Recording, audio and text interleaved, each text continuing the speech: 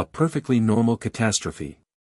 Private First Class Marcus Riley had three distinct thoughts as he tumbled down the cratered hillside of planet KX-247. First, this is definitely not going according to plan. Second, maybe showing off that triple flip maneuver wasn't my brightest idea. And third, accompanied by a sickening crack, oh, that's definitely not supposed to bend that way. The year was 2487, and humanity was 3 years deep into what historians would later call the most awkward war in galactic history. Their opponents, the Zk'thari, were a species that looked like someone had attempted to crossbreed a praying mantis with a vintage parking meter, then bedazzled the result with bioluminescent crystals. Their technological superiority was matched only by their complete bafflement at humanity's continued existence. Status report, Riley. Lieutenant Sarah Cooper's voice crackled through his comm unit, managing to sound both concerned and exasperated at the same time. Marcus glanced down at his leg, which now bent at what he considered a rather avant-garde angle. Well, ma'am, I've just conducted an impromptu field test on human skeletal integrity. Results are inconclusive, but trending towards spectacularly failed. Did you seriously just break something trying to show off again? In my defense, ma'am, I'm pretty sure this planet's gravity just violated several laws of physics. Also, I'd like to file a formal complaint about the local geology. There are way too many rocks. Someone should really speak to management. Through the violet haze of KX-247's atmosphere, Marcus could hear the distant sounds of combat, the sharp crack of human plasma rifles mixing with the high-pitched whine of Zk'thari energy weapons. His squad was engaged approximately 2 kilometers north, leaving him alone with his newly redesigned leg and what he was beginning to suspect might be questionable life choices. Medevac is 20 minutes out, Cooper informed him, her voice tight with concern. Try not to do anything stupid. More stupid than usual, you mean? Marcus attempted to shift position and immediately regretted it. Ma'am, you wound me. When have I ever? He paused as movement caught his eye through the purple mist. The distinctive silhouette of a Zk'thari scout emerged, its crystalline exoskeleton catching the alien sunlight. Actually, scratch that. We might have a situation here. I've got company. Just stay put, Riley. That's an order. Marcus snorted, then winced as the movement sent a fresh wave of pain through his leg. Really, ma'am? Stay put? With this avant-garde art installation I'm calling a leg? Your talent for unnecessary orders continues to impress. As the Zk'thari shapes grew clearer through the mist, Marcus reached for his sidearm and sighed dramatically. You know what's really going to bother me if I survive this? Dr. Patel is going to give me that look again.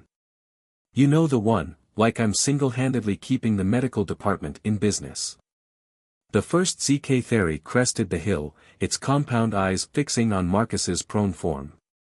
Its mandibles clicked in what might have been surprise, or possibly indigestion. Marcus had never been great at alien facial expressions, especially when they involved parts that shouldn't technically be considered faces. Well, Marcus muttered to himself as he raised his weapon, at least this will make one hell of a story in the mess hall.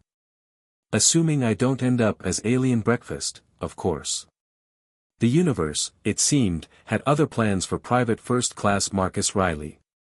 Much more ridiculous plans. The Zk'thari scout's antennae twitched in what Marcus could only describe as extreme confusion.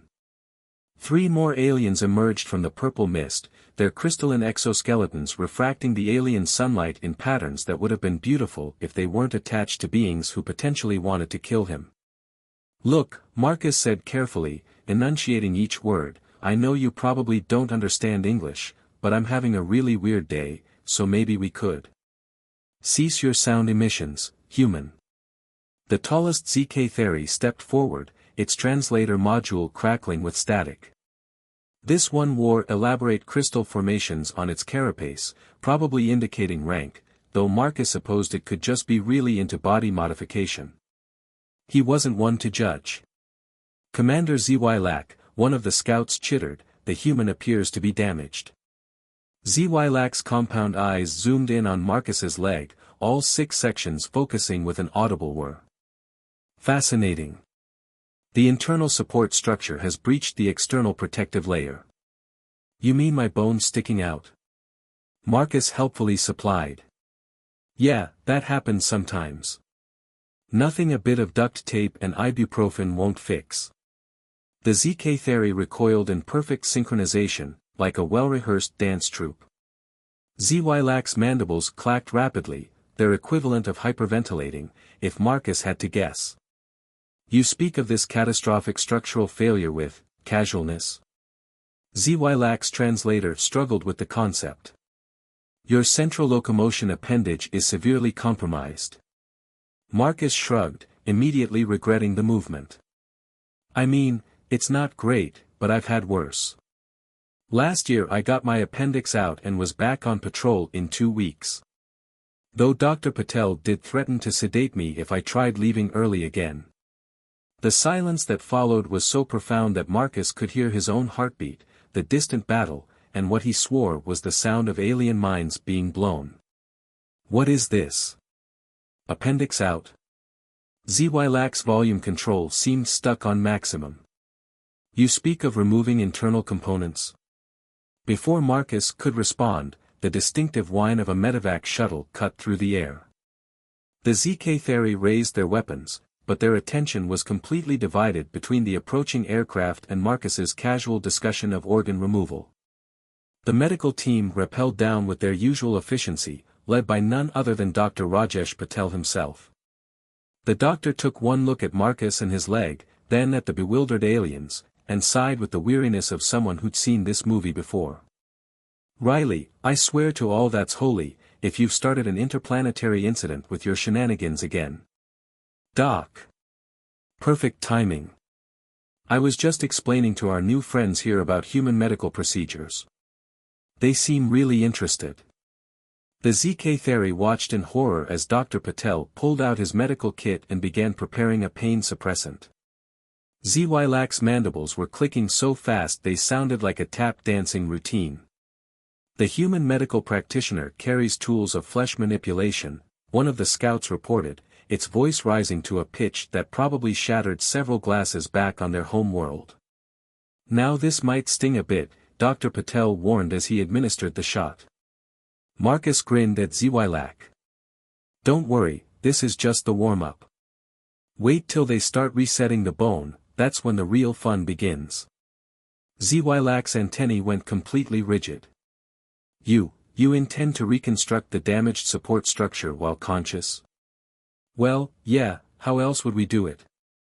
Marcus winced as Dr. Patel began examining his leg. Though I gotta say, the morphine's starting to kick in and everything's getting pretty fuzzy. Hey, Commander Zk'thari, did you know your crystals look like a disco ball when you're scared? All sparkly and stuff.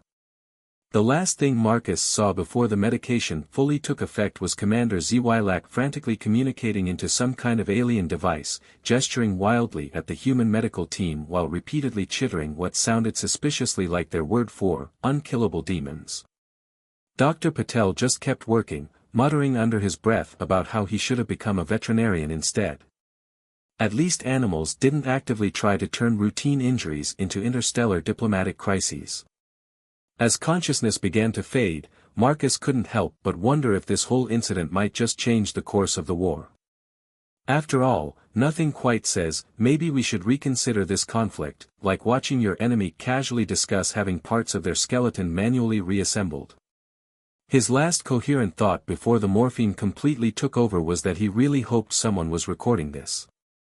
It was going to make one hell of a story in the mess hall, assuming, of course, that he didn't end up starting an entirely new chapter in human-alien relations. But that, as they say, would be a story for another day, or at least until the drugs wore off.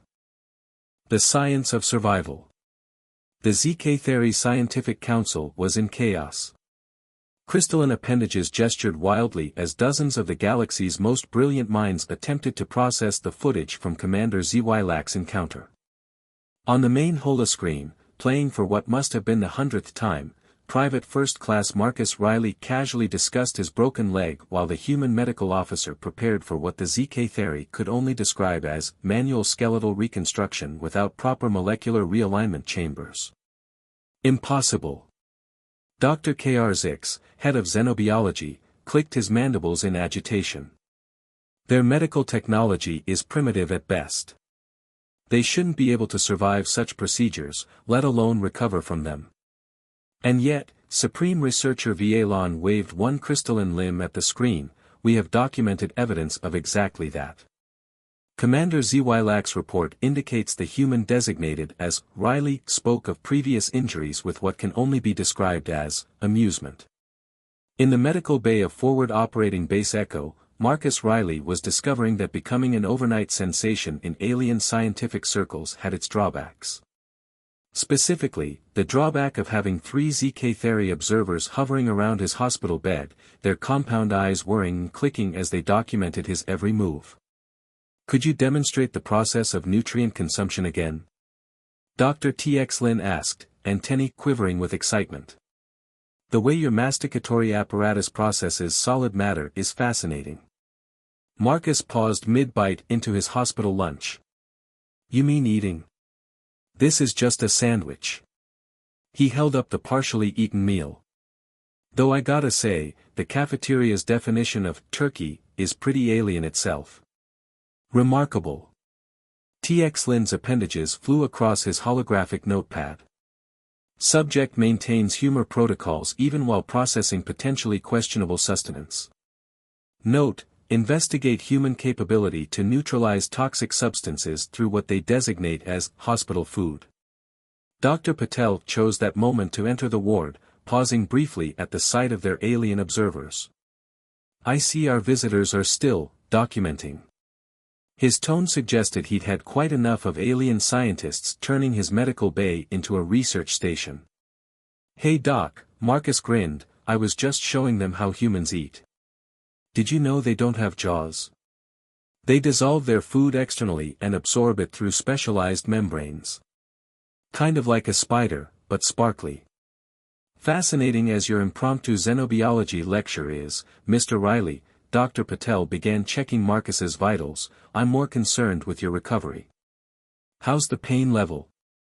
Before Marcus could answer, all 3 Zk'thari scientists crowded closer, their note-taking reaching frenzied levels. You inquire about pain sensation directly? T.X. Lin's translator nearly squealed. Without neural interface monitoring? Dr. Patel pinched the bridge of his nose. Yes, we ask our patients about their pain. It's called communication. Now, if you'll excuse us. But how can you trust the accuracy of their subjective experience? Another scientist, Dr. Zy interrupted. Without proper quantum consciousness monitoring, how can you? On a scale of 1 to 10, Dr. Patel continued, pointedly ignoring the aliens, how's the pain, Marcus? Maybe a 3. For if I laugh too hard at our friends' reactions to basic human stuff. Marcus shifted in his bed, causing all 3 Zk'thari to flinch in unison. Though I gotta say, having an audience while I recover is different.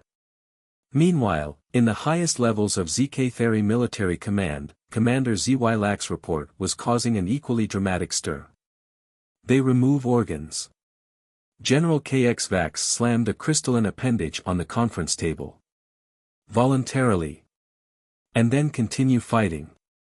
The general's exoskeleton had taken on a pale, almost translucent hue, the Zk'thari equivalent of going white with shock. The implications for our combat doctrine are concerning, Admiral Retax added, her own crystals dulled with worry. If they can sustain and recover from such damage.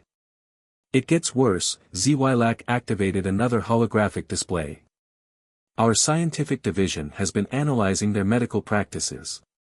They don't use regeneration chambers. They set bones manually, close wounds with primitive threading techniques they call stitches, and their primary method of preventing infection is to simply fight it off naturally. The silence in the command center was deafening. They what? General KXVAX's translator barely managed to convey the mix of horror and disbelief in his voice.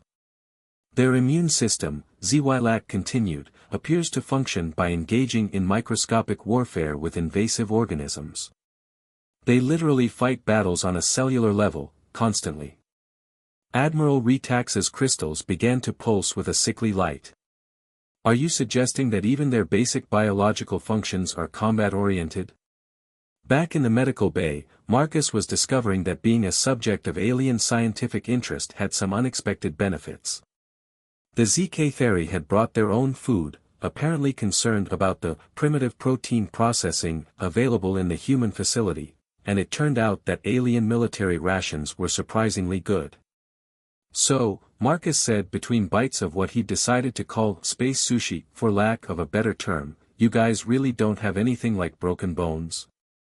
Dr. TX Lin's antennae twitched. Our exoskeletons are designed to shatter along predetermined stress lines when subjected to sufficient force.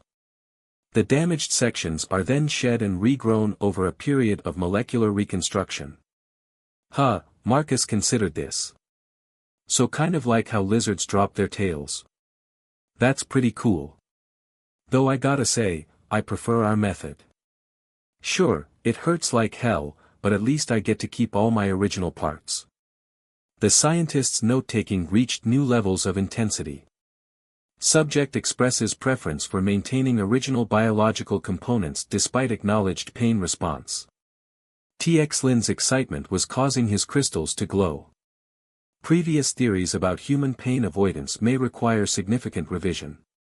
Dr. Patel, returning with Marcus's evening medication, merely sighed.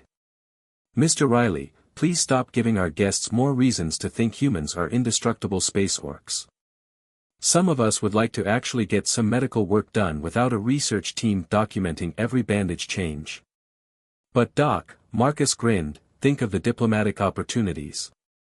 We might end this war just by letting them watch enough human medical procedures. Did you know they don't even have wisdom teeth? No wonder they're so shocked by everything we consider normal. In the corridor outside, Lieutenant Cooper was briefing Colonel Richards on the situation, trying to keep a straight face as she described the latest developments.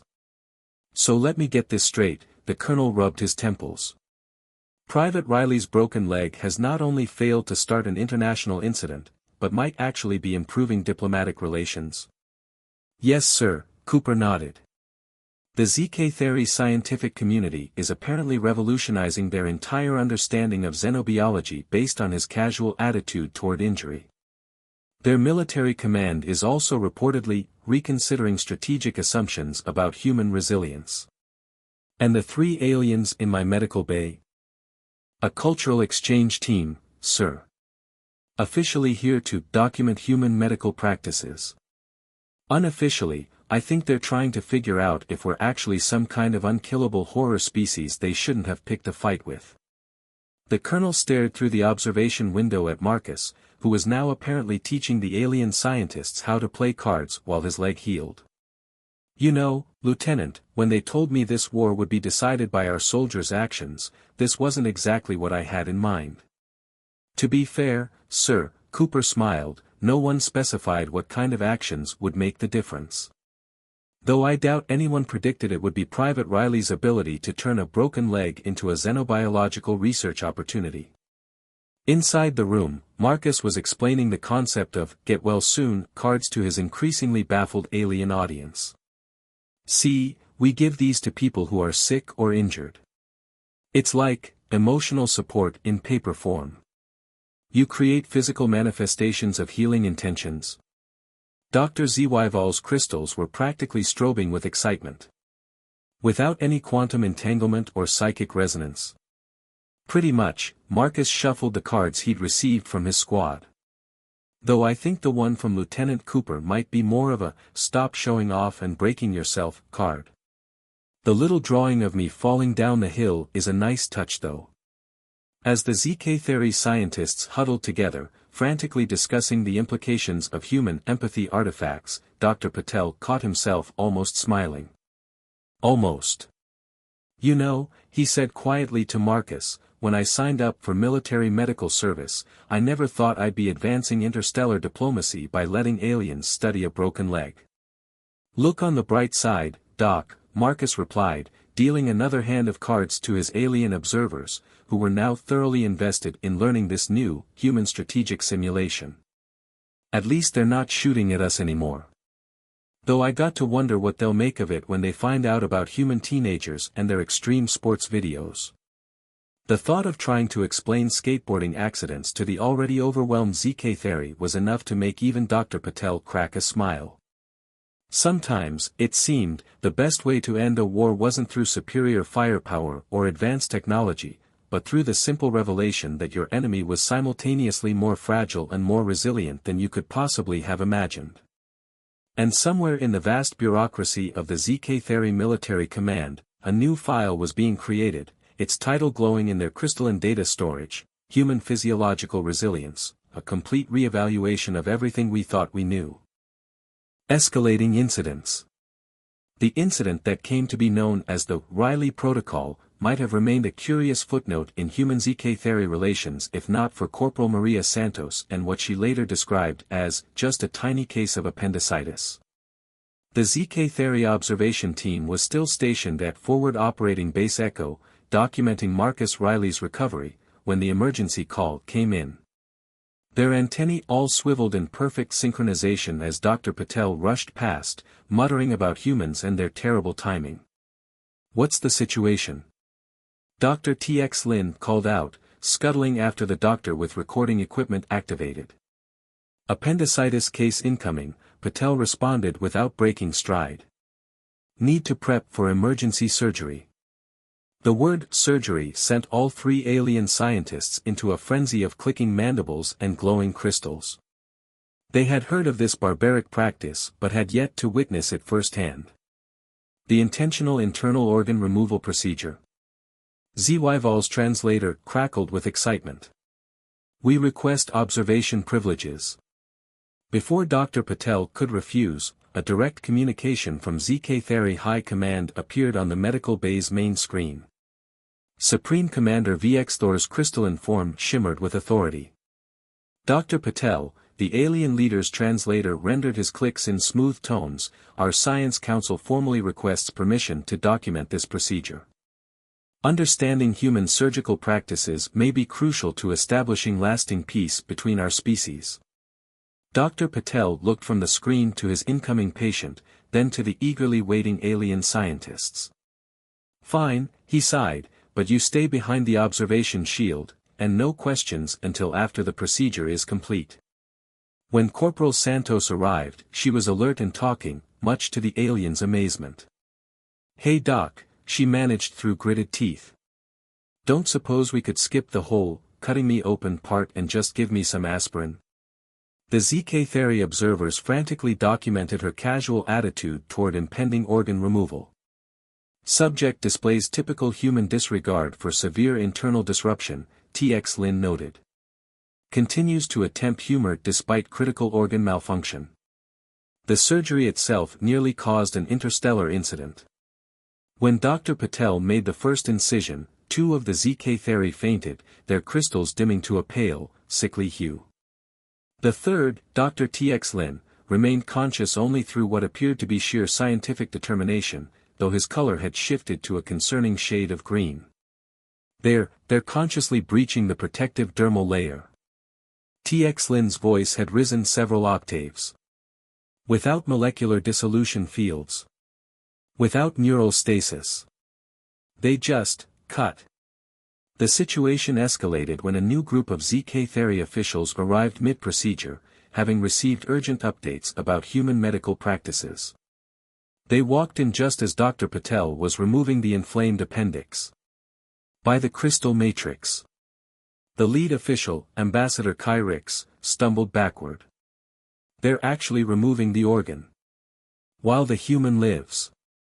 "Oh, this is nothing," Marcus Riley commented from his bed, where he'd been watching the proceedings with amusement. "One time I saw them reattach a guy's finger. Just sewed it right back on. He can still use it to play video games and everything." The ambassador's translator shorted out completely at this information.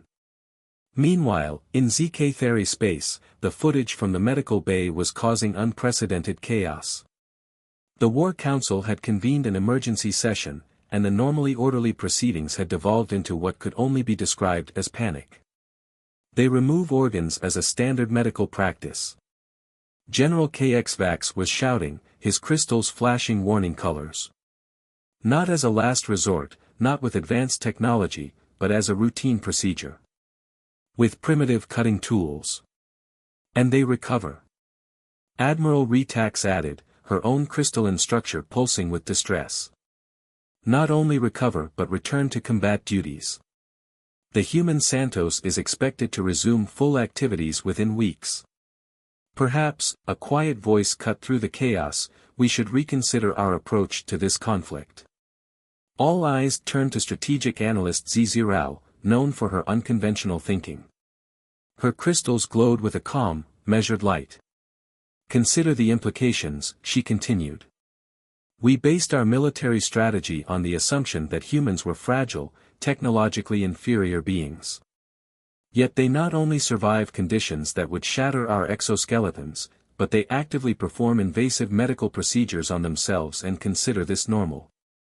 Back on KX-247, the situation was about to become even more complicated. A squad of human soldiers had just returned from patrol, one of them sporting what he described as, just a scratch, a description that sent the Zk'thari observers into new heights of panic when they saw the actual wound. You were impaled by shrapnel. Dr. T.X. Lin's translator was struggling to convey his horror. Your internal fluid containment has been compromised. It's just a flesh wound, Sergeant Mike O'Connor shrugged as Dr. Patel cleaned the injury. Barely even need stitches, right Doc? 37 stitches, Patel corrected, already threading the needle. And next time, try dodging the explosion instead of recording it for your social media followers. But Doc, you should have seen the slow-motion replay. The way the shrapnel caught the light. Please stop talking before our guests have another collective breakdown. Too late. The Zk'thari scientists were already huddled in a corner, their crystals flickering in distress as they tried to process humans' apparent inability to treat severe injury with appropriate terror. The situation reached its peak when Corporal Santos, still recovering from her surgery, began explaining human extreme sports to the increasingly horrified aliens. Wait, Ambassador Kyrix interrupted, you're saying humans deliberately jump from high altitudes with only fabric devices to slow their descent? For entertainment? Oh yeah, skydiving's awesome. Santos grinned. Though if you think that's wild, wait till I tell you about free climbing. That's when people climb mountains without safety equipment. The ambassador's crystals went completely dark, and he had to be helped to a chair. Dr. Patel, watching this unfold, couldn't help but wonder if this was how the war would end, not with advanced weapons or complex treaties, but with humans simply being themselves until the Zk'thari decided that any species this casually resilient was better as an ally than an enemy. In orbit above KX-247, the Zk'thari flagship received an urgent transmission from their homeworld. The War Council had reached a decision. The message was brief but clear. Begin peace negotiations immediately. Any species that routinely survives intentional organ removal is not one we wish to continue fighting. As Dr. Patel finished his rounds that evening, he found Marcus Riley teaching the alien scientists how to play poker, to help them understand human risk assessment, as he claimed. You know, Riley mused, dealing another hand to his crystalline companions, I think we might have accidentally discovered the secret to interstellar peace. And what's that? Patel asked, checking Riley's healing leg. Just be so weird that aliens get too confused to keep fighting us. Riley grinned as the Zk'thari scientists attempted to understand the concept of bluffing. I mean, look at them, they're still trying to figure out why we think having our bones reset manually is no big deal. Dr. Patel allowed himself a small smile. Just promise me one thing, Riley. What's that, Doc? When the peace treaty is signed, don't tell them about human childbirth. I don't think they're ready for that level of horror just yet. The Zk'thari scientists, picking up only the word childbirth, turned their attention to the conversation with eager antennae. What is this childbirth process you speak of? Riley's grin widened. Oh boy, are you guys in for a treat? Diplomatic complications. The Zk'thari High Council chamber had never been so crowded. Crystalline beings from every scientific and military division packed the vast hall, their exoskeletons reflecting the ambient light in a dazzling display. At the center of attention stood Dr. T.X. Lin, preparing to present his findings on human medical practices. Esteemed colleagues, he began, his crystals pulsing with nervous energy, what I am about to share will fundamentally change our understanding of humanity. The holoscreen activated, displaying footage from Forward Operating Base Echo's medical bay. The assembled aliens watched in horror as Dr. Patel performed what they now knew was a routine procedure called a dental extraction. They removed parts of their jaw structure while conscious, T.X. Lin explained, his translator barely managing to convey his mix of terror and fascination. Not only do they survive this, but they consider it so mundane that they complain about scheduling conflicts. The footage showed Lieutenant Cooper in the dentist's chair, checking her comm unit between procedures. Can we hurry this up, Doc? I've got a tactical briefing in 20 minutes. The assembled council members chittered in disbelief. But surely, Supreme Commander VX Thor interrupted, this is an isolated example of their resilience. T.X. Lin's crystals flickered with what might have been scientific amusement. Observe the next footage. The screen switched to the base's physical therapy center, where Marcus Riley was now walking on his newly healed leg while simultaneously trying to explain human sports to his alien observers. So in this game called rugby, Riley was saying, you basically just run at each other really hard and try to get the ball to the other end of the field. Sometimes bones break, but that's kind of part of the fun. The council chamber erupted in chaos. Meanwhile, back at Forward Operating Base Echo, a new situation was developing.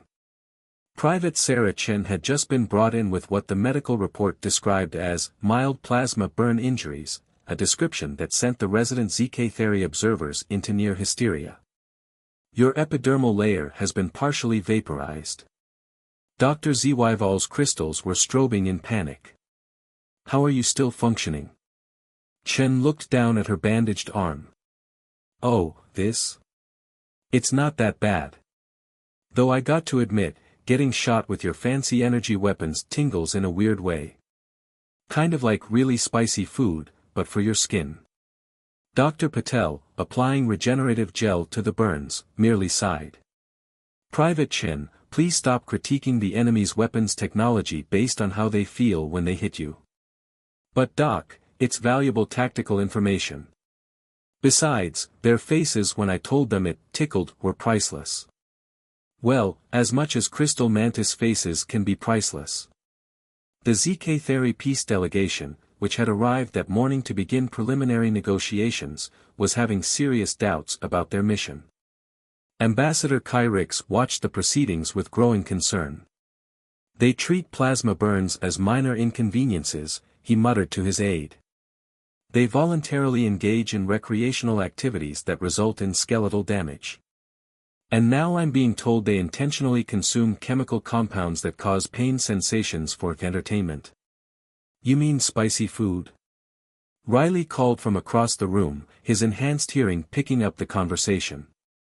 Oh man, wait till you hear about competitive eating contests. The ambassador's crystals dimmed noticeably. Competitive eating.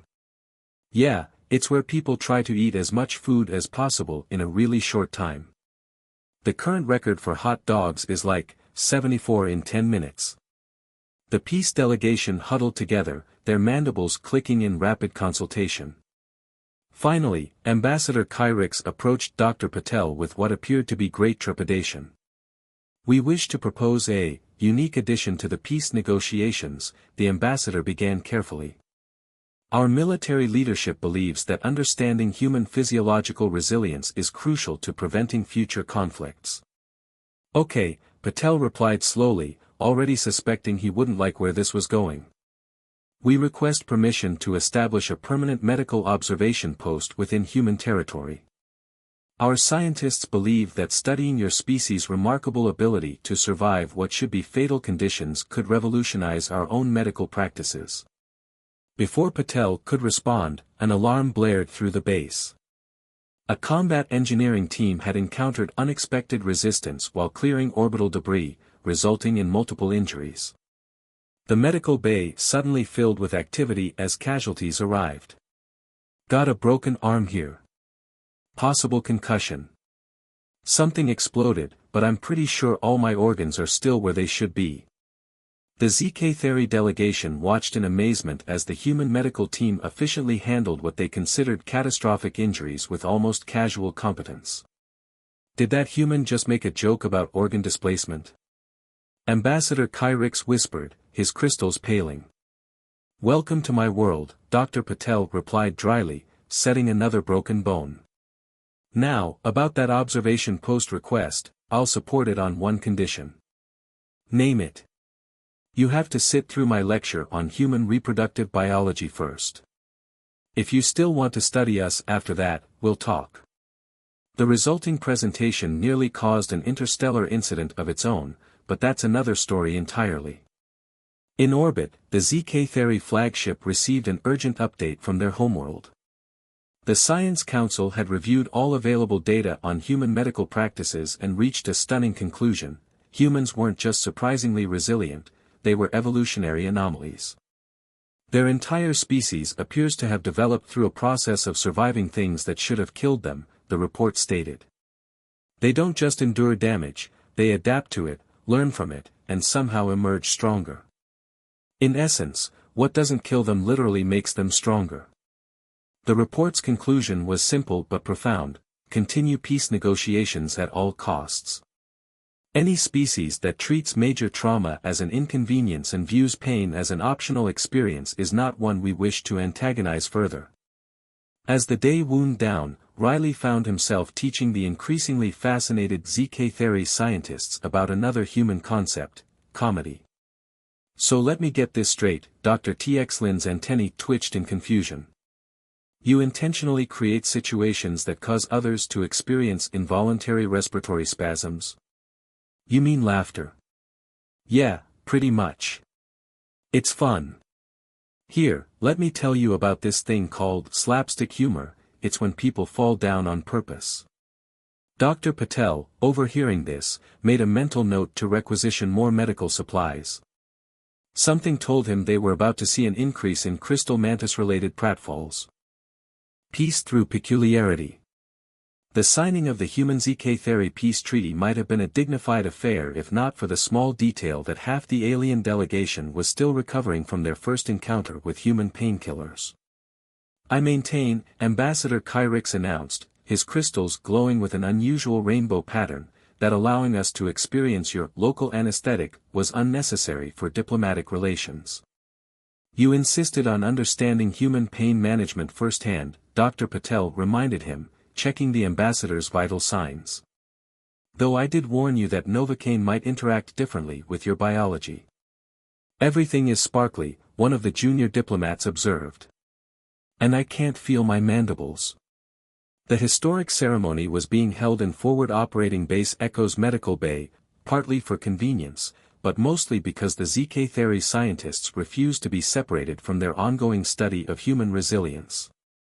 Dr. TX Lin was currently interviewing a soldier who had just received stitches after what was described in the medical report as an unfortunate incident involving experimental coffee brewing techniques.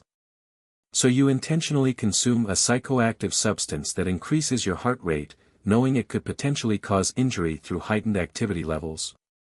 TX Lin's antennae quivered with fascination. Look, Private Rodriguez defended, if you tried to make espresso with a plasma rifle, you'd understand. The caffeine kick was amazing for 3 seconds before everything exploded. In orbit, the Zk'thari Science Council was conducting its final review of human physiological studies. Their conclusions had shaken the very foundations of alien medical science. Humans appear to operate on a principle we can only describe as weaponized homeostasis. They don't just survive damage, they actively incorporate it into their development as a species.